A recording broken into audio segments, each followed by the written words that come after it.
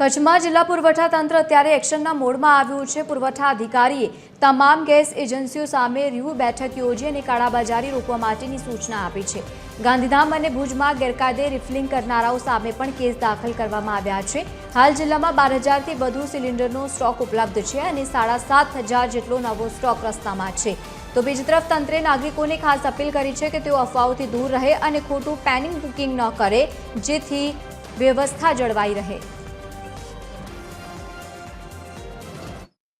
જે પરિસ્થિતિ પેદા થઈ છે, સપ્લાય બરાબર રીતે ચાલુ જ છે, પણ જેને પેનિક બુકિંગ કહેવામાં આવે છે, વીકના અંદર માણસો વધારે બુક કરાવી રહ્યા છે, એના હિસાબે ઘણી બધી બુકિંગ વધારે થઈ છે।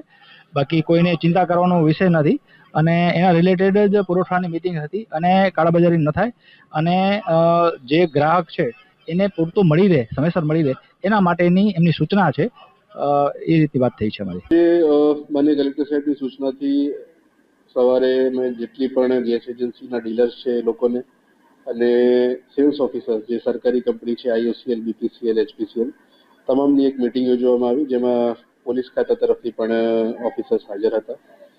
જે રિવ્યુ કર્યું એની અંદર એ જાણવા મળ્યું કે લોકોમાં થોડું બુકિંગ વધી ગયું છે। જે એવરેજ બુકિંગ થાય છે એનાથી લોકો થોડા પેનિક બુકિંગ કરી રહ્યા છે।